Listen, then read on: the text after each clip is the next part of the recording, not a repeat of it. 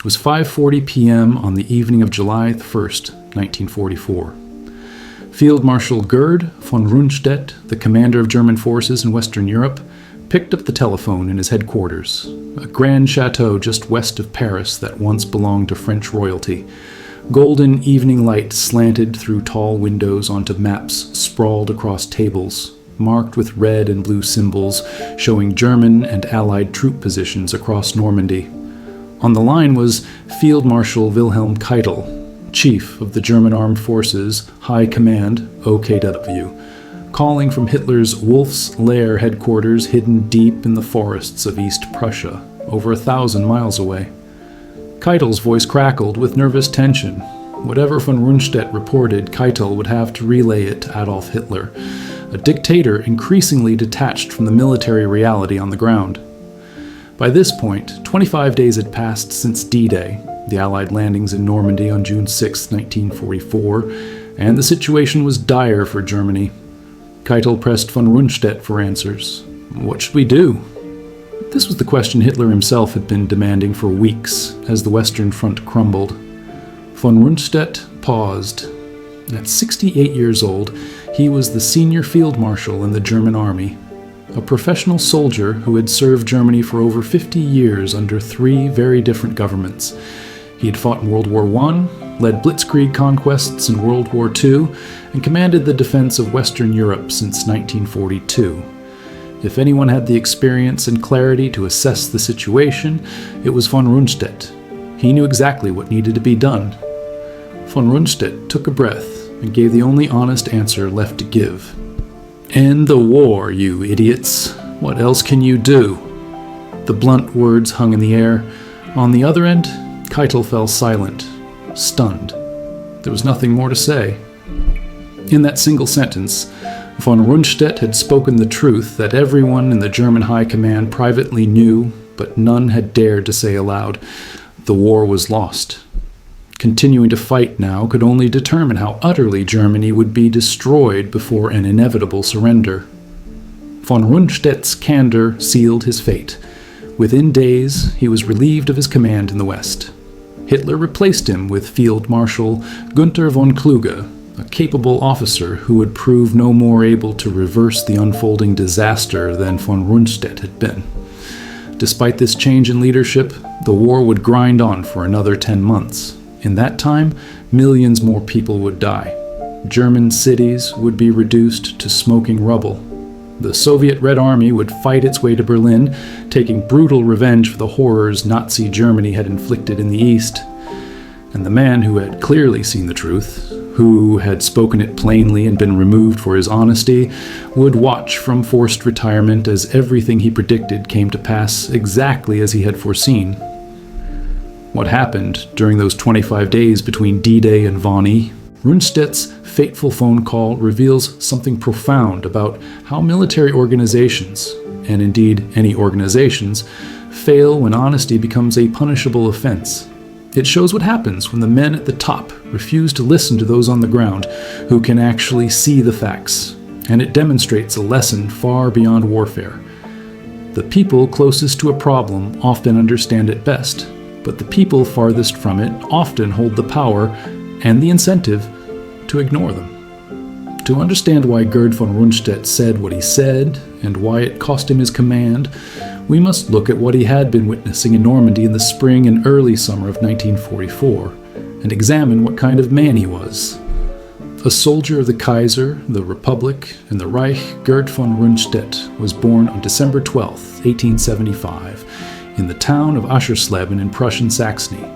He came from a long line of Prussian military officers. In the von Rundstedt family, serving the state in uniform was not just a job, but a tradition and an obligation of their aristocratic class. His father had been a cavalry lieutenant, later a general in the Prussian army. His grandfather had fought against Napoleon over 60 years earlier. For young Gerd, becoming an army officer was practically predestined, as natural an expectation as learning to read and write. At age 16 in March 1892, von Rundstedt entered the Imperial German Army as a cadet. He came of age in a German officer corps, steeped in Prussian tradition, renowned for its professionalism. By 1914, when World War I began, he had risen to captain and was serving on the staff of an army corps. Throughout the First World War, von Rundstedt worked in staff roles rather than frontline command. He learned the complex art of coordinating large formations, directing artillery and infantry movements, and managing the logistics that determined whether armies advanced or starved. He never achieved fame as a frontline hero in that war, but he built a reputation for methodical competence, clear thinking, and unflappable calm under pressure, qualities that would define his career.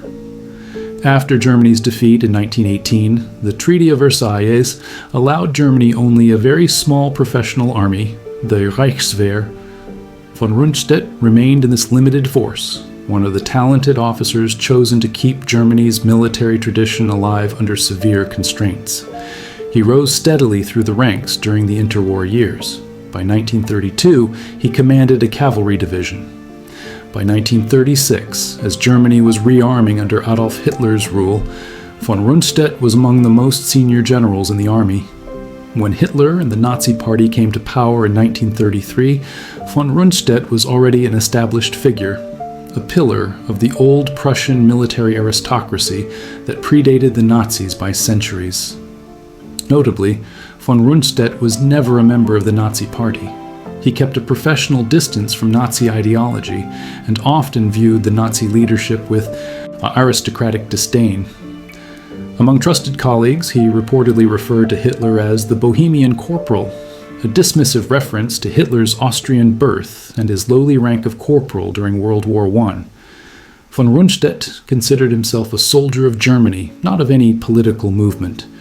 His loyalty was to the German state, the army, and the Prussian military traditions of duty and honor. Politicians and regimes might come and go in his view, but the army endured. Yet von Rundstedt was also a man of his time and class, meaning he was willing to serve whoever controlled the German state, regardless of their methods or aims.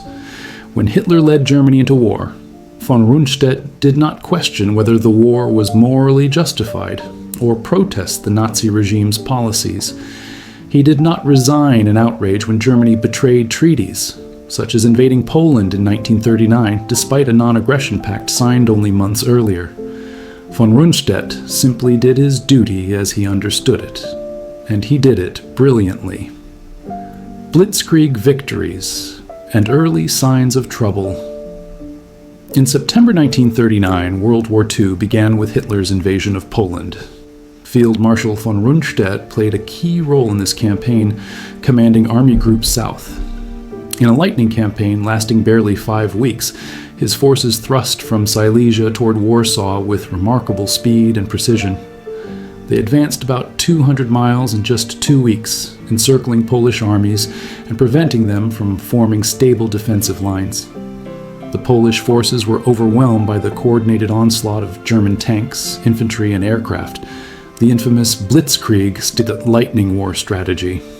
Poland's resistance collapsed. In 35 days, Poland was conquered and ceased to exist as an independent nation. Von Rundstedt's campaign in Poland was a showcase of modern mechanized warfare and established his reputation as one of Germany's top commanders. 8 months later, in May 1940, von Rundstedt led Army Group A in the invasion of France and the Low Countries. He oversaw the bold and fateful advance through the Ardennes, a forested highland region in Belgium and Luxembourg that the French had considered impassable for tanks. Under von Rundstedt's direction, 7 German panzer divisions wound their way through the narrow forest roads, achieving complete surprise. They emerged behind the main French and British defensive lines, outflanking them. Within 6 weeks, France was defeated and forced to surrender. The fall of France in 1940 was arguably Germany's most stunning victory of the war, the greatest triumph since Prussia's 19th century wars of unification. Von Rundstedt was at the height of his prestige. In June 1941, Hitler launched Operation Barbarossa, the massive invasion of the Soviet Union. Von Rundstedt commanded Army Group South once again, driving into Ukraine. His forces advanced some 400 miles in just 3 months, capturing city after city. In September 1941, they seized Kiev encircling and destroying a huge portion of the Soviet Red Army. Over 500,000 Soviet soldiers were killed or captured in the Kiev encirclement alone, one of the largest battles of annihilation in history. By any measure, von Rundstedt's string of victories, Poland, France, Ukraine, secured his reputation as one of Germany's finest commanders. However, von Rundstedt also began to perceive something that the Nazi ideologues in Berlin refused to admit.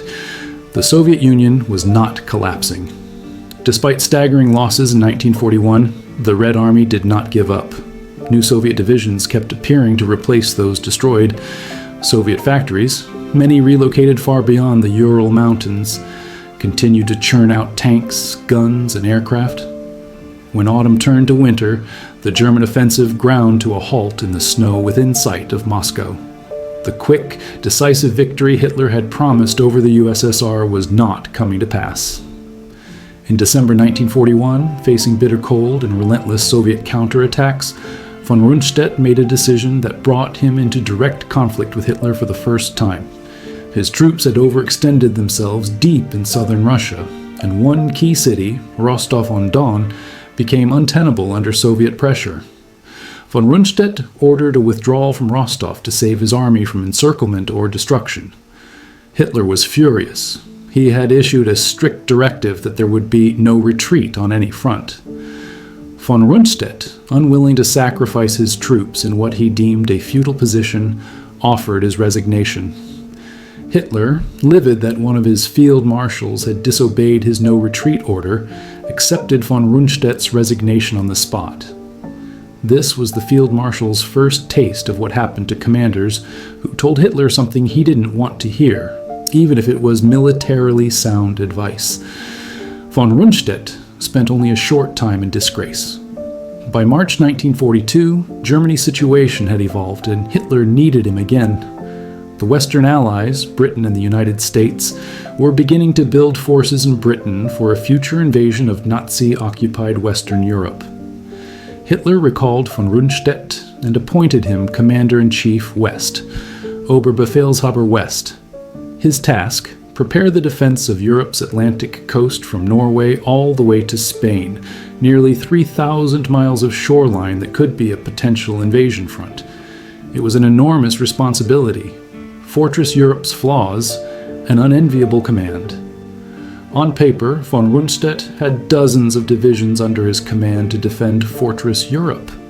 In reality, the quality and strength of these formations left much to be desired. After years of war, the German army was stretched to the breaking point. The Eastern Front against the Soviet Union was a giant drain, consuming the best troops and equipment. By 1944, many divisions in the West were shells of what they had once been. Understrength and undertrained, some divisions had only a fraction of their nominal manpower, and many of the soldiers were green recruits with minimal training. Overaged and war-weary, a significant number of troops were older men in their late 30s or 40s, men who ordinarily wouldn't be frontline soldiers, but had been conscripted as younger soldiers perished on the Eastern Front. These older troops often lacked the endurance and combat fitness of younger men. Osttruppen units. Several divisions consisted largely of Osttruppen, Eastern troops, which were men from occupied Soviet territories, Ukrainians, Russians, etc., who had either volunteered or been coerced into German service. These units had dubious loyalty and often obsolete equipment. Their reliability in battle was highly questionable. Weak air and naval support. The once feared Luftwaffe, German Air Force, had, by 1944, effectively lost control of the skies over Western Europe. Allied bombers ranged freely, pounding German industry by day and night. German fighter forces, outnumbered and outclassed, were being ground down in an unwinnable war of attrition. Similarly, the Kriegsmarine Navy had lost the Battle of the Atlantic. The U-boat fleet was a shadow of its former self. Allied naval convoys crossed the Atlantic with growing safety, bringing a continuous flood of American troops and supplies to Britain.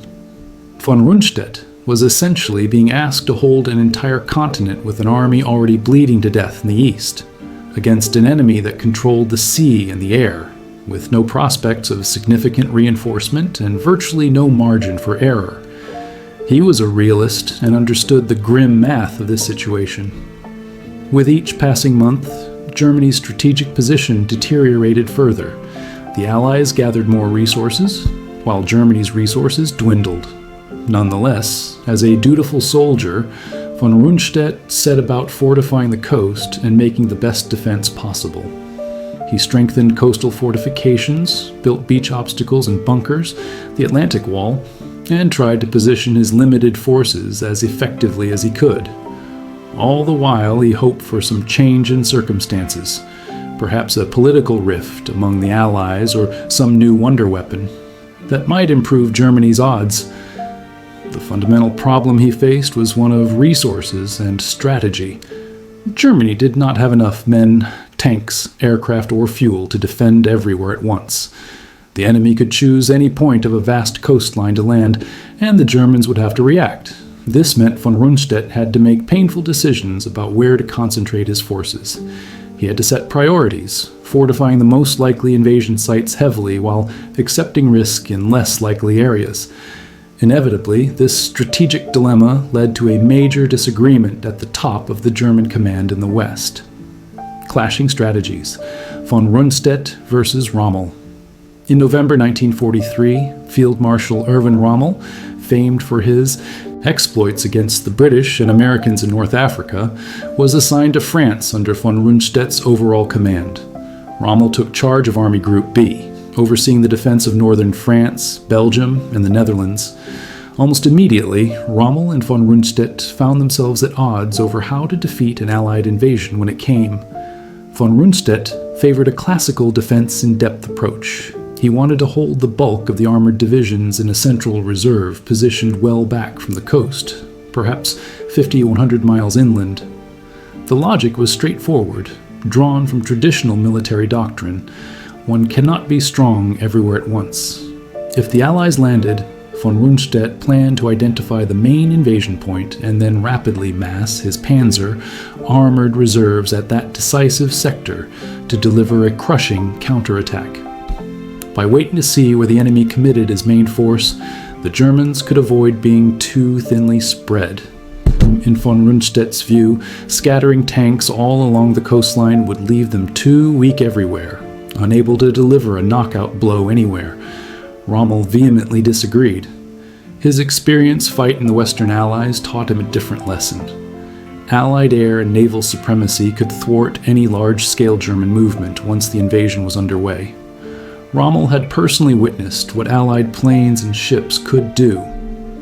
In North Africa, his supply convoys had been obliterated from the air on the roads, and his tanks blown apart by Allied fighter bombers before they even reached the battlefield. He had seen naval gunfire from British warships pulverize coastal positions and stop attacks in their tracks.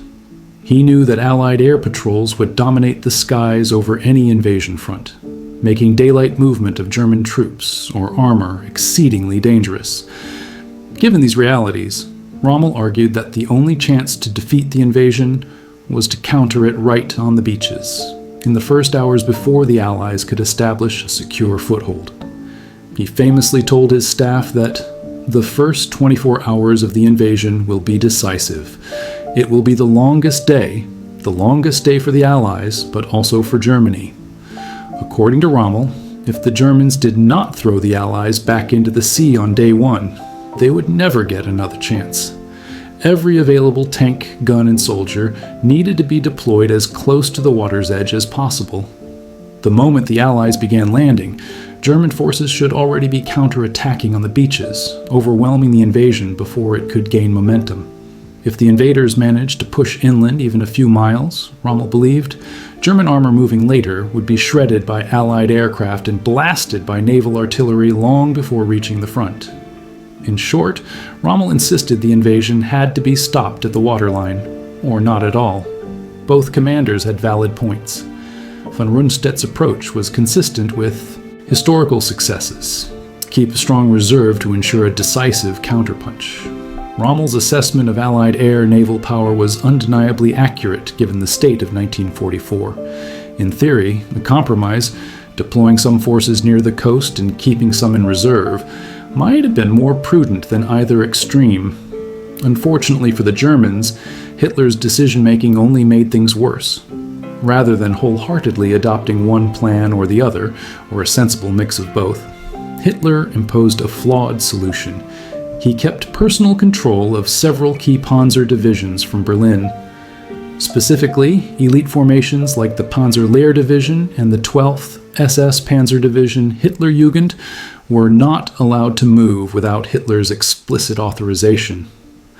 In practice, this meant that when the invasion came, these armored divisions, which could have been crucial to either immediate beach defense or a rapid reserve counterattack, ended up sitting idle, awaiting orders from a Führer who would be far from the scene. This arrangement robbed commanders on the ground of flexibility. Rather than being able to react instantly to the invasion, they would have to send requests up the chain to Hitler himself and wait for approval to commit some of their best units. The critical first hours of battle could be squandered due to Hitler's micromanagement and distrust of his generals. In effect, Hitler's interference combined the disadvantages of both strategies. The Panzer reserves were not positioned right on the coast, as Rommel wanted, yet they also were not free to maneuver at will as a mobile reserve, as von Rundstedt wanted. They were shackled by Hitler's indecision. Von Rundstedt and Rommel both recognized that Hitler's command restrictions were a recipe for delay and confusion. They feared, correctly as it turned out, that critical time would be lost in the event of an invasion, with field commanders waiting for orders that might come too late, if at all. D-Day. The invasion begins June 6, 1944. D-Day. The Allies launched Operation Overlord, the long-awaited invasion of Nazi-occupied France. In the early hours, under darkness and stormy weather, the largest amphibious assault in history struck the Normandy coast. Allied forces landed on 5 separate beaches along a 50-mile stretch. Utah Beach, westernmost, American 4th Infantry Division came ashore on the Cotentin Peninsula. They encountered relatively light resistance and took modest casualties, securing their beachhead with less difficulty than expected. Omaha Beach. American 1st and 29th Infantry Divisions faced the battle-hardened German 352nd Infantry Division defending the bluffs. Omaha became a bloodbath. Terrain and strong defenses turned it into the deadliest landing beach. By day's end, over 2,000 American soldiers were killed or wounded at Omaha, and the outcome hung in the balance for hours. Despite horrific losses, the Americans managed to push a tenuous foothold inland. Gold Beach. British 50th Infantry Division landed here. They met determined German defenses, including heavy gun batteries, but gradually fought their way inland. Juno Beach, Canadian 3rd Infantry Division, came ashore and, after fierce fighting, succeeded in driving inland farther than any other beach by nightfall, though at significant cost. Sword Beach, easternmost, British 3rd Infantry Division landed near Caen. Despite facing counterattacks, including from an element of the 21st Panzer Division later in the day, the British secured the beach area. They did not, however, reach the city of Caen on D-Day as originally hoped. All told, about 156,000 Allied troops came ashore in D-Day. They were supported by an armada of nearly 7,000 ships, the largest naval fleet ever assembled, and approximately 11,000 aircraft that patrolled overhead. Allied air forces maintained complete control of the skies above the invasion zone, preventing the small German Luftwaffe presence in France from interfering in any meaningful way. Moreover, the Allies had dropped 23,000 airborne troops, paratroopers and glider-borne soldiers, during the night just prior to the beach landings. These airborne forces seized vital bridges, crossroads, and causeways behind enemy lines, and sowed chaos and confusion in the German rear areas. The sheer scale and coordination of the invasion stunned the German commanders. In the pre-dawn darkness of June 6th, Reports of parachutes and gliders landing inland and naval bombardments hitting coastal fortifications began filtering into von Rundstedt's headquarters.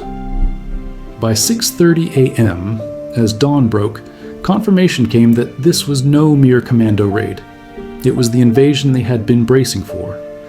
Von Rundstedt's reaction was immediate and in line with the contingency plans.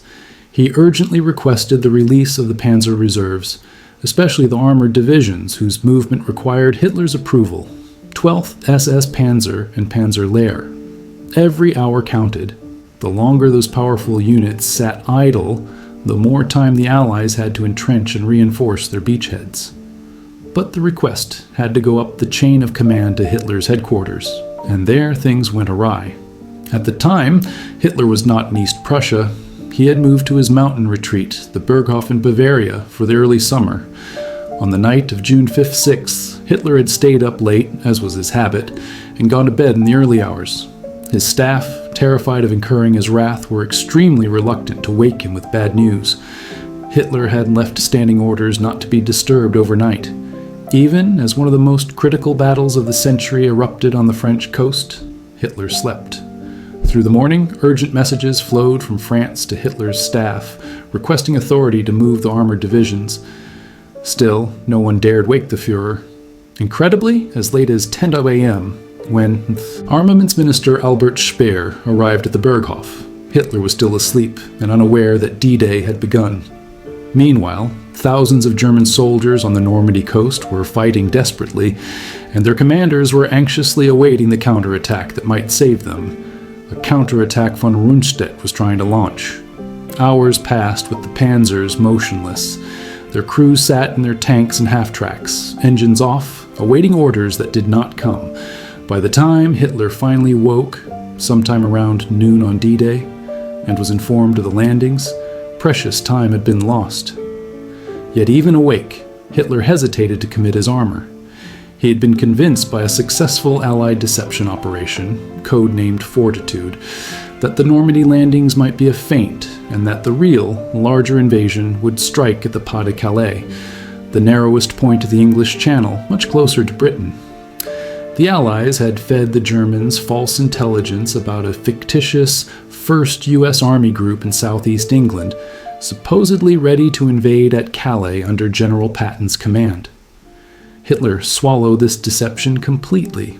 As a result, on June 6th, he refused to release the strategic panzer reserves for Normandy, clinging to the belief that a second invasion could hit Calais at any moment. For the German defenders in Normandy, this was a disastrous delay. By the time Hitler finally authorized some of the reserve divisions to move, in the late afternoon of D-Day, around 4 p.m., the window for a decisive counterstroke was closing. Allied troops had been pouring ashore all day. Beachheads were expanding and linking up. Even more critically, daylight had returned, and with it, Allied air supremacy. As the German panzer columns, belatedly given the go-ahead, began advancing on Normandy's roads, swarms of Allied fighter bombers were waiting. They pounced on the moving columns, strafing and bombing relentlessly. Convoys of German tanks and trucks found themselves trapped on cratered roads, dodging or being devastated by rockets and bombs from the sky. What should have been a rapid and concentrated deployment turned into a chaotic, piecemeal slog.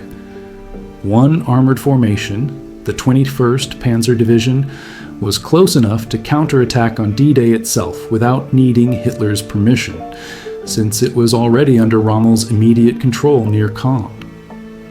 That afternoon, 21st Panzer launched the only significant German counterattack of June 6th. A battle group from the division managed to punch through to the coast between the British landing sectors, squeezing between Sword and Juno beaches, a moment of potential danger for the Allies.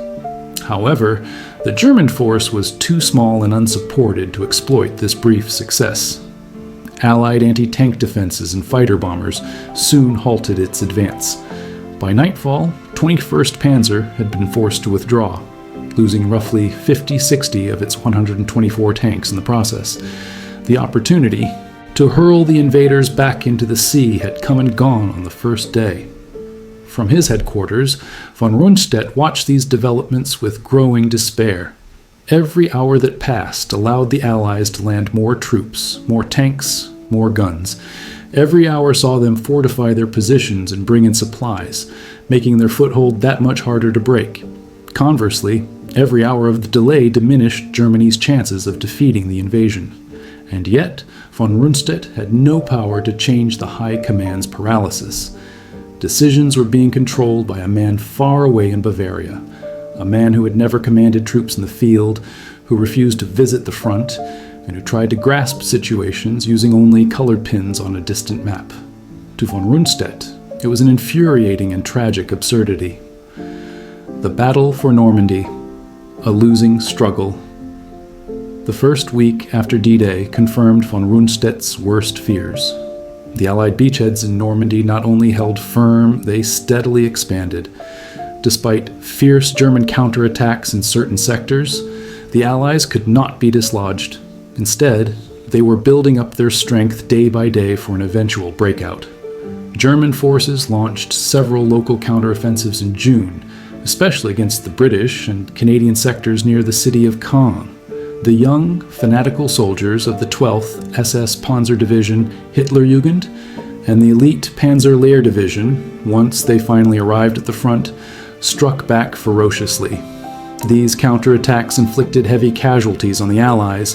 The fighting in Normandy was brutal and costly for both sides, but they ultimately failed to drive the Allies back into the Channel. Importantly, every German counterblow was made with forces too weak and too late, often committed piecemeal rather than in a single concentrated mass, in part due to the delays in movement caused by Allied airstrikes and Hitler's command restrictions. The attrition began to take a decisive toll on the Germans. Panzerlehr, one of Germany's best-equipped divisions, was ground down within weeks. The 12th SS Panzer Division, filled with some of Germany's best youthful fighters, took grievous losses. Each lost tank, each lost experienced officer or NCO was essentially irreplaceable. Reinforcements that did arrive from elsewhere in France came slowly and in disorder. Allied air power made daylight rail transport nearly impossible. In fact, Allied air forces had spent months before D-Day systematically bombing France's rail network and bridges. Now the fruits of that strategy were seen. German units that might have reached the battle in a day or two instead took many days or even weeks, diverted by destroyed bridges, forced to move only at night, and harried by resistance, saboteurs, and air attacks. The French resistance fighters also did their part, cutting telephone lines, ambushing German road convoys, and relaying valuable intelligence to the Allies. All these factors combined to paralyze the German response and ensure that the front lines in Normandy stabilized on terms favorable to the Allies. By mid-June 1944, the Germans managed to form a rough defensive line in Normandy, but it was a defensive line under constant pressure. Crucially, it was the Allies who had the initiative. They could choose where and when to push, and they had the resources to sustain a war of attrition. The Germans, on the other hand, were bleeding out. Von Rundstedt recognized that while the front might appear to be holding in places, it was only a temporary dam against ever-increasing Allied strength. In reality, the German army in Normandy was on the path to collapse. The only uncertainty was how long it could last. To Hitler, however, any talk of potential collapse was unacceptable defeatism. He demanded that every foot of ground be defended to the last, and that counterattacks be launched at every opportunity, regardless of losses or realistic chance of success. Rommel and von Rundstedt both understood that such orders, if followed slavishly, would simply destroy the German army in the West without stopping the Allies. By June 17, 1944, 11 days into the battle, Hitler decided to visit frontline commanders in France, something he had stubbornly refused to do earlier. He traveled with enormous security precautions to a fortified command bunker complex at Margeval near Soissons in northern France. This bunker, codenamed Wolfsschlucht II, Wolf's Gorge II, had been built years earlier as a possible western headquarters for Hitler. On June 17th, he summoned von Rundstedt and Rommel there for a conference. It was Hitler's first trip to France since the victory tour after the fall of France in 1940. Notably, even now Hitler did not visit the actual front, which was dozens of miles away. He remained in the safety of a deep bunker well behind the lines. Hitler arrived at Margaville looking physically unwell. Officers present noted that he was pale, stooped, and his hands trembled, later recognized as symptoms likely related to Parkinson's disease, though at the time attributed to stress or age. This was not the confident, energetic Führer of earlier years, but a man under immense strain and increasingly isolated from reality. During the meeting, Field Marshal Erwin Rommel spoke frankly about the crisis in Normandy. In front of Hitler and everyone present, Rommel laid out the facts as he saw them. The front was hanging by a thread and barely holding. German casualties were appallingly high, around 2,500 men lost per day, while replacements were maybe a few hundred to 1,000 per day. Every single day, the Germans were net weaker. The Allies enjoyed total air superiority. German troops could hardly move or resupply in daylight without being strafed or bombed. Tanks had to hide under tree cover or risk being destroyed from the air. This made flexible defense or maneuver almost impossible. Allied manpower and materiel pouring into the beachhead were only growing. Their buildup was outpacing German efforts by a wide margin. In simple terms of mathematics and resources, Germany could not win a prolonged battle of attrition in Normandy. Rommel ventured into very dangerous territory. He suggested that if victory was impossible militarily, Germany should consider a political solution. In other words, explore ways to negotiate or end the war before the Western Front collapsed completely. He implied that continued fighting might only be hastening a total catastrophe for Germany. Hitler's reaction was immediate rage. He exploded at Rommel, accusing him of defeatism and lack of faith. Hitler insisted that new miracle weapons would soon turn the situation around. He brought up the recently deployed V-1 flying bombs, pilotless jet-powered bombs that had begun hitting London a few days earlier, and the forthcoming V-2 rockets, as well as the promise of new jet fighter planes. In Hitler's mind, these wonder weapons would break Britain's will, devastate Allied cities, and perhaps even force the Allies to the negotiating table on Germany's terms. He had convinced himself that technological miracles or sheer willpower could somehow negate the crushing material superiority of the Allies. Hitler explicitly ordered that there be no retreat, no withdrawals. Every town, every hedgerow was to be defended to the last man. He demanded that Cherbourg, the port city at the tip of the Cotentin Peninsula, which the Americans were now isolating, be held at all costs. It was a fortress and Nazi designation. No surrender was the directive. Willpower and sacrifice, Hitler claimed, would overcome the enemy's advantages. Belief would conquer arithmetic, was essentially Hitler's stance. The June 17th conference ended abruptly when a stray Allied V-1 flying bomb, ironically one of Hitler's own vengeance weapons, launched at England that fell short, crashed nearby, causing an explosion that sent everyone ducking for cover. The meeting broke up in chaos, and Hitler returned to Germany. The substance of the meeting, however, was clear. Hitler had refused to accept any pessimistic assessments. No strategic withdrawal or political initiative was permitted, only blind resistance. Von Rundstedt said little during that meeting. He had learned from past experience that arguing directly with Hitler was pointless. Hitler did not respond to calm, reasoned analysis that contradicted his hopes. He responded with anger and obstinacy. After the war, von Rundstedt dryly noted that the June 17th discussion had no success. The man who once made bold gambles in war, Hitler of early years, was now clinging to fantasies of super weapons and demanding impossible stands. Nothing was resolved.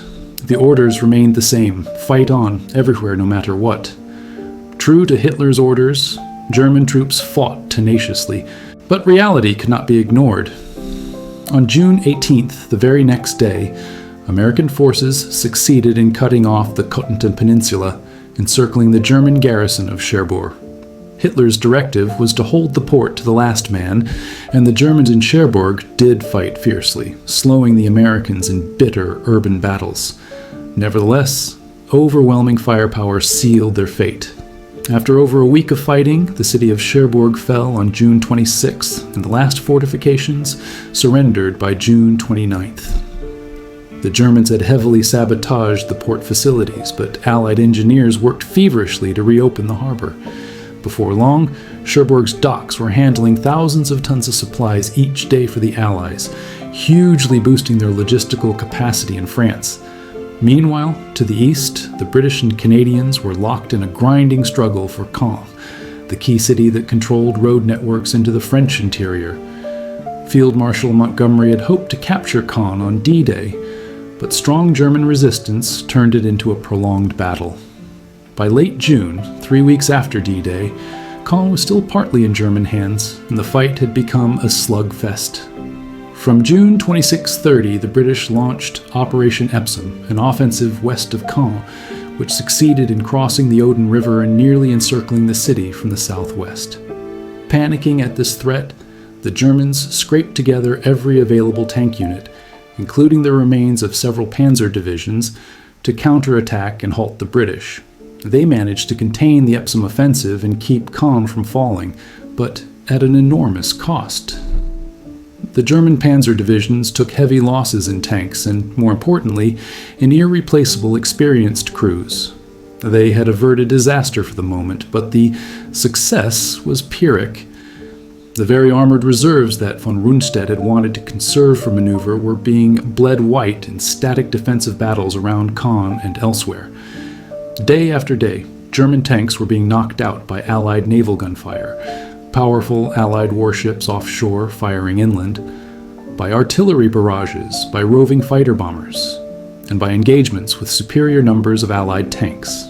Day after day, veteran German soldiers and officers were killed or captured.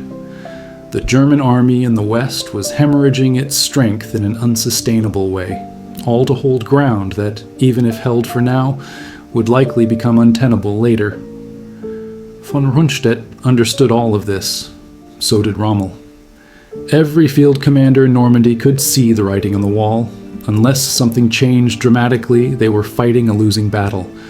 Only at the very top, in Hitler's inner circle, did the delusion of possible victory remain firm. On June 29, 1944, Hitler summoned von Rundstedt and Rommel to his Berghof headquarters in Bavaria for another conference. So once again, the two field marshals had to leave their deteriorating front and fly a few hours to Germany to try to knock sense into the Supreme Commander. The fact they had to travel such a great distance to meet Hitler, rather than Hitler coming closer to the scene, underscored how dysfunctional the German command structure had become. At the Berghof meeting, Rommel and von Rundstedt delivered an even starker appraisal than before. Rommel spoke plainly. "The front cannot hold indefinitely," he warned. "The troops were fighting heroically," he said, "but they cannot fight tanks with rifles, nor stop low-flying aircraft with machine guns." Every day, he emphasized, the Germans lost ground they could never regain. "The Allies grow stronger while we grow weaker," Rommel stated. The only remaining question, in his view, was whether Germany would lose quickly or slowly, whether they would sacrifice their entire army in a hopeless effort to hold territory, or pull back to preserve some forces for the defense of the homeland. Hitler responded with a litany of familiar arguments and wishful thinking. He claimed new divisions would soon arrive. In reality, there were few reserves left to send, and new units existed mostly on paper or were half-trained. He brought up his wonder weapons again, boasting that V1 and V2 attacks would terrorize Britain and that the Allies would turn on each other. He fantasized that the Western Allies and the Soviet Union, an ideologically mismatched alliance, would eventually fall out and stop cooperating. Hitler also believed that the democracies, the US and UK, might lose their will to fight if they took enough casualties buying Germany time. In short, Hitler's strategy was simply to hold on and hope for a dramatic turn of fortune, a strategy of desperation. At this point in the meeting, Von Rundstedt finally spoke up with unvarnished honesty. He had listened for months to Hitler's unrealistic expectations and to polite, measured language from generals that never broke through Hitler's fantasy. Von Rundstedt had reached his limit. He told Hitler in no uncertain terms, "The war in the West is lost. Not, we are in a difficult situation, not, we might lose, but lost outright. Germany would be defeated. The question was only when and how badly." Von Rundstedt argued that every additional day the war continued only meant more useless death for German soldiers and more destruction of German cities, with no hope of changing the final outcome. "Every day the war continues," he said. "More German soldiers die for nothing. Every day brings more destruction to German cities." The only rational course, he implored, was to seek an end to the fighting now, before Germany is utterly destroyed, before there is nothing left to save. A shocked silence fell over the room. Other officers stared at the floor as von Rundstedt violated the usual dance of oblique suggestions and euphemisms. He had directly challenged Hitler's insistence that victory was still possible. Hitler's face flushed with fury. The Führer launched into a tirade against von Rundstedt, as he had done with Rommel. He accused the venerable field marshal of cowardice and defeatism, of betraying the soldiers at the front by not believing in them. Hitler insisted that if only the generals held their nerve and showed iron resolve, victory was still within reach. He was not going to contemplate surrender or negotiation. Unsurprisingly, the Berghof meeting ended, like the earlier one, with nothing resolved. Hitler's stance remained unchanged. Fight on, no retreats, await miracles. Von Rundstedt and Rommel returned to France defeated in spirit. They had spoken the truth and been rebuffed. Both understood now with grim clarity that Hitler would keep this war going until Germany was in ruins. The generals might try to mitigate the damage on the margins, but strategic reality would not be acknowledged by the Nazi leadership. Just 2 days later, on July 1st, 1944, came the telephone call from Keitel that opened our story. The immediate catalyst for Keitel's call was a new crisis. After Cherbourg's fall, the German front in the Cotentin was collapsing, and an Allied breakthrough loomed. In addition, the German High Command had just countermanded one of von Rundstedt's local withdrawal orders. He had sensibly tried to pull units back out of the direct range of Allied naval guns near Cannes, but Berlin demanded no retreat and reversed it. Keitel now phoned on Hitler's behalf, asking the dreaded question, what should be done to stabilize the front? By then, von Rundstedt had run out of patience for this charade. He had been warning for weeks, and for weeks he had been ignored, while his men died and the situation only worsened. So when Keitel asked his question, von Rundstedt unleashed the unfiltered truth. "End the war, you idiots. What else can you do?" There was no pretense, no sugarcoating, no careful phrasing, just a veteran commander's raw frustration and despair at a hopeless situation. It was a last attempt to break through the delusion that gripped the German leadership. As expected, honesty was not rewarded. Hitler reacted swiftly when he learned of von Rundstedt's outburst. On July 6, 1944, the order came relieving Gerd von Rundstedt of his duties as Commander-in-Chief West. The official announcement politely cited his age and health as reasons for his replacement, sparing him public disgrace. Hitler still valued the image of unity with the old Prussian officer corps and didn't want to scandalize the army by openly punishing a famous field marshal. Field Marshal Günther von Kluge was appointed to take over in the West. Von Rundstedt was instructed to go home and await further orders, which never came. In effect, his active military career was over. He'd spoken an unwelcome truth, and in Nazi Germany, truth-telling had become an offense. Aftermath of truth. A war that didn't end. Everything that he unfolded after von Rundstedt's dismissal only proved how correct his assessment had been. His successor, von Kluge, arrived in France in early July. Kluge was an experienced commander from the Eastern Front and initially believed he might succeed where von Rundstedt failed. But within days, von Kluge grasped the reality. The situation was as bad as, or worse than, von Rundstedt had described. No general, no matter how skilled, could undo the fundamental strategic disaster facing Germany in the West.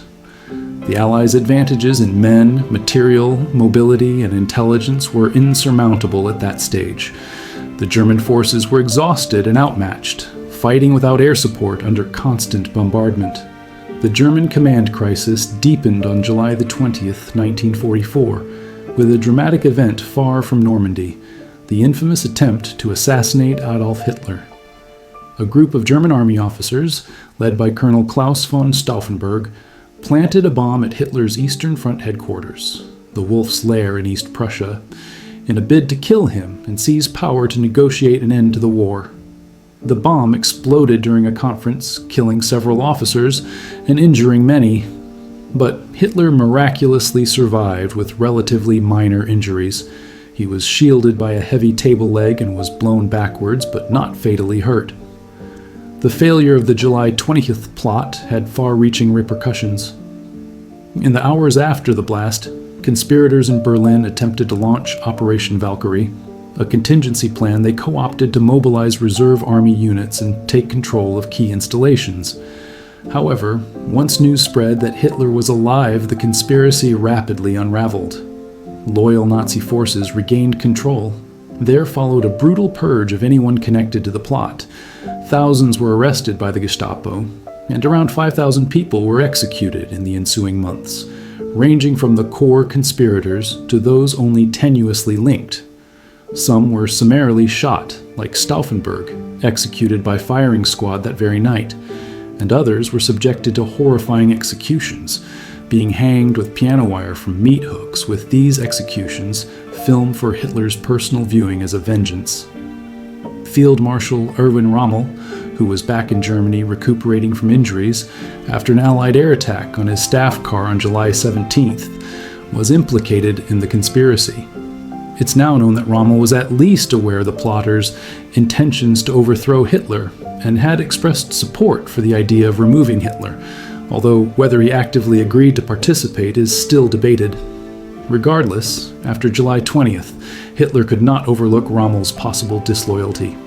Yet Rommel was too popular a hero in Germany to be publicly tried and hanged. Instead, Hitler dispatched 2 generals to Rommel's home on October 14, 1944, bearing a grim ultimatum: commit suicide quietly or face a trial for treason, which would mean certain execution and likely harm to his family. Rommel chose to take poison. He died at age 52, and the Nazi regime announced that Field Marshal Rommel had succumbed to wounds from the earlier air attack, giving him a state funeral with full military honors and thus preserving, outwardly, his image as a loyal war hero. In truth, one of Germany's finest generals was dead because he had recognized the war was unwinnable and had dared contemplate ending it. The regime forced him to silence permanently. Back in Normandy, Field Marshal von Kluge faced the inexorable. In late July 1944, the Allies made their big move. Operation Cobra, launched by the Americans on July 25th near St. Lo, punched a gaping hole in the German lines. The U.S. First Army, after being bottled up in the hedgerows for weeks, suddenly broke out into open country. American armored divisions dashed south and then east, sweeping behind the remaining German forces, still clinging to positions around the doomed city of Caen. Von Kluge, under Hitler's orders, tried to mount a counterattack from the south at Mortain, Operation Luttich, August 7th to 12, to cut off the American spearhead. But this counterattack was woefully inadequate and doomed from the start. The Germans, with only a few divisions and hardly any air cover, struck into the teeth of Allied fighter bombers and were quickly repelled. The failure at Mortain opened the way for Allied encirclement.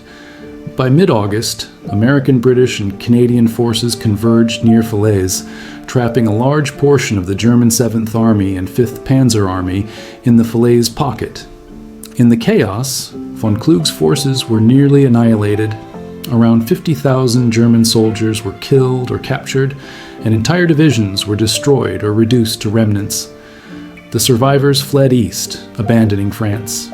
Hitler, furious and paranoid, suspected von Kluge of involvement in the July 20th plot, or of contemplating surrender to the Allies as his situation disintegrated.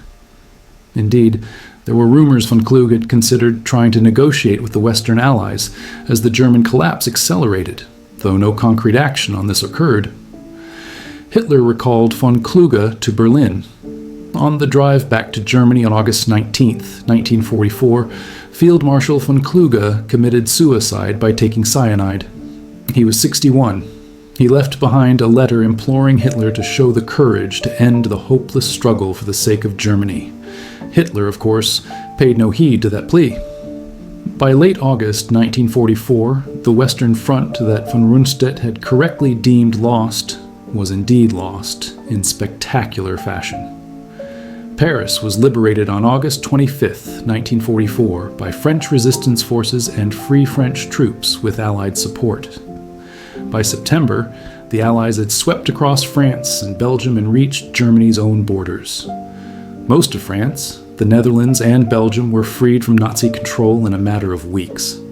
Since D-Day, the German army in the West had suffered over 400,000 casualties, killed, wounded, or captured. A catastrophic loss that it could not replace. On the Eastern Front, simultaneously, an even larger disaster befell Germany. On June 23, 1944, just weeks after D-Day, the Soviet Union had launched Operation Bagration, a massive offensive in Belarus that utterly destroyed German Army Group Center. In a few weeks, the Red Army advanced roughly 400 miles, liberating Minsk and reaching the outskirts of Warsaw by August. It was arguably the greatest defeat in German military history, even eclipsing Stalingrad. By early 1945, the Soviets would be on Germany's doorstep, at the Oder River, within artillery range of Berlin itself. In the 10 months after von Rundstedt was dismissed for urging an end to the war, millions more people died across Europe, soldiers on all sides, as well as civilians bombed from above, caught in crossfire or murdered in the final spasms of Nazi atrocities. German cities were pounded day and night by Allied bombing. Places like Hamburg, Dresden, Cologne, and Berlin were turned into ruins and ash, with tens of thousands of civilians killed in firestorms. The country's infrastructure was obliterated, railways twisted, bridges down, factories flattened. By the spring of 1945, Germany was collapsing from within as well. Fuel had run out, ammunition was scarce, and many German units were reduced to teenage conscripts and elderly men pressed into service. All of this horror played out largely because one man, Adolf Hitler, refused to face reality, and because the high command and bureaucracy around him enabled that refusal. Hitler sacked or eliminated anyone who contradicted his fantasies, ensuring that those who remained in charge were either true believers or too fearful to speak up. The result was that Germany kept fighting a clearly unwinnable war to the bitter end, ensuring maximum destruction and loss of life for Germans and their victims alike. The old field marshal in the final months. And what of Gerd von Rundstedt, the candid field marshal who had been sidelined after July 1st, 1944? Ironically, as Germany's situation became ever more desperate, Hitler found he still needed von Rundstedt. In September 1944, with Germany now facing invasions from both west and east, Hitler decided to recall the old field marshal to active duty. Von Rundstedt was reinstated as Commander-in-Chief West, the very position he had been fired from 2 months before. Why bring him back? By that point, many of the other experienced field marshals were gone, either dead, disgraced, or physically broken. Klug was dead. Rommel was dead. Dozens of other high-ranking officers had been arrested or executed in the aftermath of the bomb plot, or were simply exhausted and disillusioned. Hitler likely calculated that von Rundstedt's prestige and experience might help shore up the crumbling Western Front defenses and steady the remaining German troops as the Allies pressed toward Germany. Von Rundstedt, now 69 years old, returned to duty a far less hopeful man than before. He was suffering from heart problems and other ailments. He harbored no illusions about reversing the tide. He reportedly confided to his staff that his role now was essentially to preside over a catastrophe rather than prevent one. Everyone, except perhaps Hitler, knew the war was fundamentally lost, but as long as Germany remained fighting, someone had to lead, if only to negotiate local surrenders or stave off complete chaos. In December 1944, Hitler decided on one last roll of the dice in the West. A massive counteroffensive through the Ardennes forest, aimed at splitting the American and British armies and seizing the port of Antwerp. This bold plan led to the Battle of the Bulge, Germany's final major offensive in the West. Importantly, this offensive was Hitler's personal plan, not von Rundstedt's. In fact, von Rundstedt opposed it from the start. He argued to his superiors and quietly to fellow officers that the plan was fatally flawed. Germany simply did not have the resources to reach Antwerp. Fuel supplies were critically short, and the divisions earmarked for the assault were under strength. The terrain of the Ardennes might allow initial surprise, as it had in 1940, but any gains would be hard to supply or reinforce. Once the inevitable Allied air power responded, weather permitting, the offensive would stall. In von Rundstedt's view, this big all-or-nothing gamble was likely to fail disastrously and squander Germany's last reserves. He preferred a smaller-scale counterattack, a small solution that might delay the Allies or force them to divert forces, without overcommitting everything to an unattainable objective. Hitler overruled his elder field marshal. The Ardennes offensive was to proceed exactly as he envisioned, a grand attempt to achieve what he saw as another 1940-style victory in the West. On December 16, 1944, the Germans struck along a 75-mile front in the Ardennes in heavy winter weather that grounded Allied aircraft. About 30 divisions, including some of Germany's last Panzer and SS divisions, attacked in the surprise assault. Initially, it caught the Americans off guard. Complete surprise was achieved, and the Germans punched through thinly held stretches of the American line. Thus began the Battle of the Bulge, named for the large, bulging salient the German advance created on the battle map. For a few days, chaos reigned among American units, some of which were overrun or surrounded. Panzer spearheads thrust dozens of miles to the west, and panic spread in some Allied rear areas. Hitler exulted, believing his intuition had been vindicated. But von Rundstedt's misgivings soon proved valid on every count. The German offensive rapidly outstripped its fuel supply. The plan had counted on capturing Allied fuel dumps to keep the panzers rolling. While they did seize some fuel, it was never enough. Many German tanks and vehicles simply ran dry on the road. Without fuel, they became sitting ducks. Key resistance points slowed the Germans. In particular, a pocket of U.S. troops held the vital crossroads town of Bastogne against all odds, famously responding "nuts" to a German surrender demand. This stubborn defense frustrated the German timetable and prevented access to roads needed to speed toward Antwerp. The winter weather that initially helped the Germans soon cleared. By Christmas, the skies opened up and Allied fighter bombers and bombers returned with a vengeance. They attacked German columns, supply lines, and railheads relentlessly, just as von Rundstedt knew they would. The German advance stalled well short of its ambitious goals. They never got near Antwerp. At the deepest penetration, around the end of December, German units approached the Meuse River, still far from their objective and already overextended. In January 1945, Allied forces regrouped and counterattacked. The Americans, with Patton's Third Army coming from the south and Montgomery's forces from the north, began squeezing the Bulge from both sides. Hard-fought battles raged in the snow, but gradually the Germans were forced back. By late January 1945, the Bulge had been eliminated. The front lines restored to roughly where they had been before the offensive. The gamble had utterly failed. In the process, Germany lost around 100,000 men killed, wounded, or captured, men it could never replace, and roughly 800 tanks and assault guns, along with irreplaceable aircraft and fuel. These losses only hastened Germany's collapse. The Ardennes offensive, far from delivering a decisive victory, had consumed the last strategic reserves of the Wehrmacht for no lasting gain. Von Rundstedt's prediction was vindicated.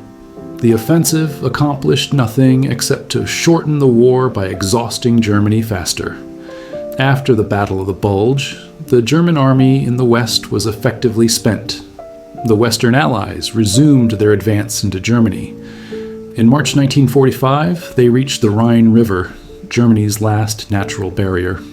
In a stroke of luck for the Allies, on March 7, 1945, American forces captured the Ludendorff Bridge at Remagen intact, allowing them to establish a bridgehead on the east bank of the Rhine.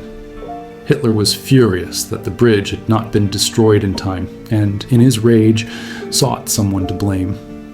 Although von Rundstedt had nothing to do with the local decisions at Remagen, it was a surprise to everyone that the bridge didn't collapse. Hitler used this event as a pretext to fire him once more. On March 10, 1945, von Rundstedt was relieved of command for the final time and replaced by Field Marshal Albert Kesselring, brought from the Italian front to take over in the west. Hitler's dismissal of von Rundstedt in March 1945 was little more than scapegoating, punishing a convenient high-ranking figure for a defeat that was really due to Germany's overall hopeless situation. Thus ended Gerd von Rundstedt's military service. He went home to his family in Germany. He was physically exhausted and gravely ill. Years of strain and a recent heart attack had taken their toll. He had served his country for over half a century, through the Kaiser's Empire, the Weimar Republic, and Hitler's Third Reich. He had commanded victories that stunned the world and later oversaw defeats on an unprecedented scale. In the end, he was proven right about the war's trajectory, yet he was punished whenever he voiced that truth. War's end and final years. 2 months later, the war in Europe ended. On May 8, 1945, Germany surrendered unconditionally to the Allied powers. Hitler was dead by then. He had shot himself in his Berlin bunker on April 30th, as Soviet troops closed in on the city. His promised 1,000-year Reich had lasted only 12 years. The cost of the war he unleashed was almost unimaginable. Roughly 40 million people dead in Europe, including about 6 million Jews systematically murdered in the Holocaust. Germany itself was left in ruins, occupied and divided by the victorious Allies, its cities heaps of rubble, its population destitute and dislocated, its future deeply uncertain. Von Rundstedt was captured by American forces on May 1, 1945, near the war's end. He was found at a hospital in Bad Tolz, Bavaria, where he was being treated for a leg ailment and his heart condition. The American 36th Infantry Division took him into custody. Given his rank and age, von Rundstedt was treated with basic courtesy as a prisoner of war. Still, the Allies regarded him as a potential war criminal due to his high position in Hitler's military hierarchy. Von Rundstedt's fate in captivity was somewhat in limbo. On one hand, he was clearly a senior German commander who had served the Nazi regime and taken part in its campaigns. On the other hand, it was noted that he had been dismissed twice by Hitler, apparently for speaking uncomfortable truths, and he was not known to be a Nazi zealot. In January 1949, the British, who by then controlled his custody, decided to charge von Rundstedt with war crimes, particularly relating to the execution of prisoners. The principal accusation involved Hitler's notorious Commando Order of 1942, which ordered that any Allied commando or special forces troops caught behind German lines were to be executed immediately, even if in uniform, a flagrantly illegal order under the laws of war. Von Rundstedt, while Commander-in-Chief West, had transmitted this order to units under his command, and indeed, some captured British and American commandos had been executed in France. This placed him under legal jeopardy. However, von Rundstedt's health by this time was extremely poor. He suffered a serious stroke in 1948 and was considered unfit to stand trial. British authorities, perhaps also sensing the waning appetite for trials of old, Soldiers, as the Cold War set in and West Germany's reconstruction took priority, decided that hauling a bedridden 73-year-old field marshal into court would serve little purpose. In May 1949, von Rundstedt was released from custody without trial. Essentially, the British dropped the charges due to his ill health and perhaps a measure of pragmatism. Von Rundstedt spent his final years in quiet retirement in the village of Hannover-Nienburg, near Celle, in the British occupation zone of what would soon become West Germany. He lived with his wife, Louise, and generally avoided the public eye. Occasionally, military historians or former comrades would visit to interview him about the war, seeking his insights for historical records. In these conversations, von Rundstedt was polite and analytical about military matters, but revealed little emotion or regret. He notably refused to write memoirs or publicly justify his actions, unlike many other former German generals who penned extensive apologias or accounts of the war. He maintained a stoic silence about the Nazi era and his role in it. When asked about Hitler in private interviews, von Rundstedt often spoke with dismissive contempt, but he did not overtly condemn himself or the army for serving Hitler. When asked about the conduct of the war, he tended to focus on strategic analysis rather than moral reflection. Whether this was due to a sense of duty to remain tight-lipped, an unwillingness to confront uncomfortable truths about his complicity, or simply ill health and exhaustion, no one can say for sure. The old field marshal largely took his inner thoughts to the grave. Gerd von Rundstedt died on February 24, 1953, at age 77. He passed away after a series of heart attacks. In post-war Germany, he had become a somewhat respected, if controversial, figure. At his funeral in Hanover, over 2,000 people attended, including former soldiers who served under him. The Bundeswehr, the new West German army, even rendered military honors at his burial, an indication that many in Germany viewed him as an apolitical professional soldier rather than a Nazi criminal. His gravestone is modest, listing only his name, rank, and dates of birth and death. It says nothing of his achievements or failures, nor of the famous blunt remark that effectively ended his command. Legacy of a truth-teller in an age of lies historians have debated ever since what von Rundstedt's story signifies in terms of moral responsibility. On one hand, von Rundstedt undeniably served a criminal regime to the end. His aristocratic disdain for Hitler did not translate into active resistance. His excellence as a strategist and commander enabled Hitler's early conquests, which brought untold suffering. He passed along unlawful orders, like the Commando Order, and commanded armies that committed atrocities, even if he personally did not devise those policies. In this view, von Rundstedt was just another general serving an evil cause, and his late realization that the war was lost does not absolve him of contributing to that war in the first place. On the other hand, some interpret von Rundstedt as a tragic figure, the consummate professional soldier trapped in a system run by fanatics. He was not a Nazi ideologue. He fought for country and comrades, not for Hitler's warped vision. In this view, von Rundstedt's famous angry advice to Keitel, "End the war, you idiots," shows that, at least at that moment, he understood the truth and tried, in his own limited way, to avert further needless bloodshed. Perhaps he felt his duty as a soldier prevented him from outright rebellion, but he did what he could by speaking up. Perhaps the truth lies in a complex combination.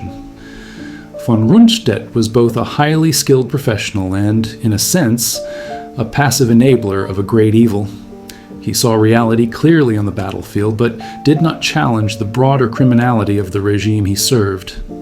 He was a realist and a pragmatist, yet he failed morally to take a stand when it might have mattered. For instance, he did not join or support any anti-Hitler plots.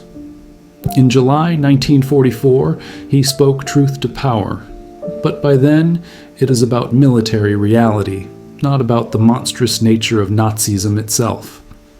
What is indisputable is that von Rundstedt perceived the military reality of 1944 more accurately than almost any of his peers in the German High Command. Just 25 days after the Allied landings in Normandy, he concluded, correctly, that the war was beyond hope. He recognized that from that point forward, further fighting would only bring more destruction on Germany without altering the final outcome. He tried to communicate this up the chain of command in the clearest possible terms. And he was absolutely right. Everything that happened after July 1st, 1944 confirmed von Rundstedt's judgment. The last major German offensives, like the Ardennes, were indeed futile wastes of dwindling resources. The hold-at-all-costs orders in places like the Ruhr, the Rhine, or Berlin only led to more death and devastation, buying at best days or weeks. Germany's surrender in May 1945 was no less unconditional, no more favorable than one would have been in mid-1944.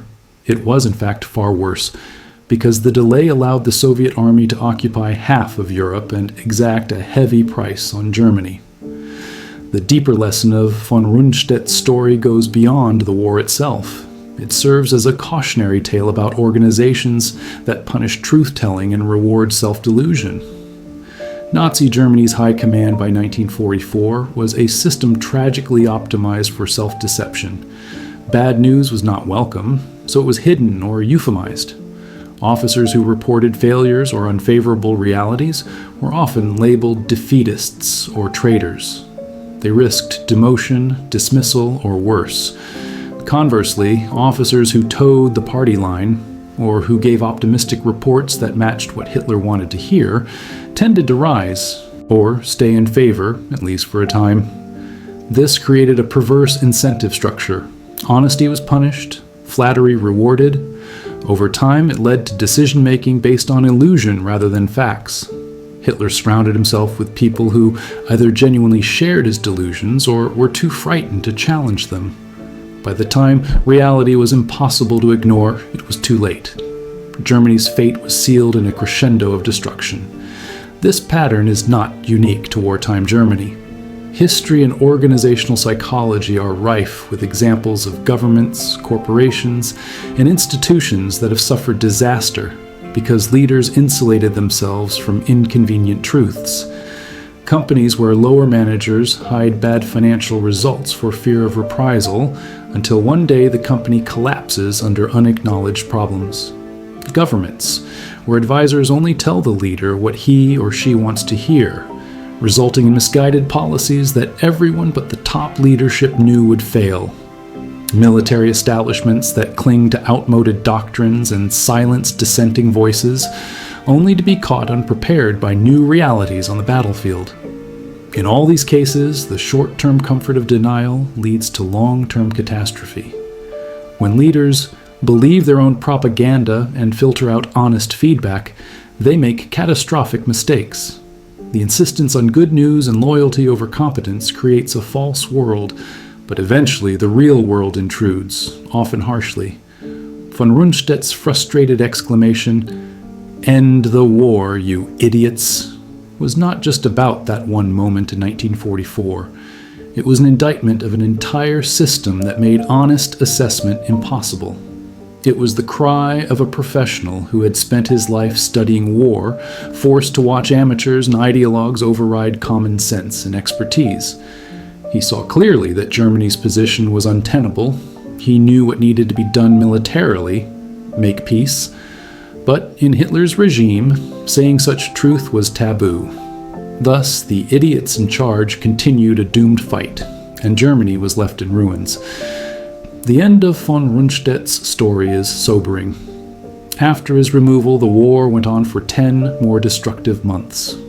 During that time, the very people who had recognized reality, Rundstedt, Rommel, Kluge, and others, were all gone, fired, coerced into suicide, or executed. Those who remained at the top were largely the ones who parroted Hitler's fantasies or simply carried out his nihilistic orders. They promised victory that they knew wouldn't come, or at least said nothing to contradict the lies. And so, The senseless fighting continued until Allied troops were literally in the streets of German cities, and the Reich Chancellery itself was on fire.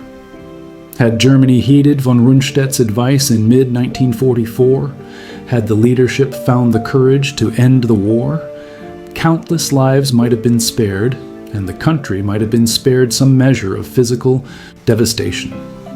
But in a dictatorship that brooked no dissent, even the highest-ranking soldier's candid warning went unheeded.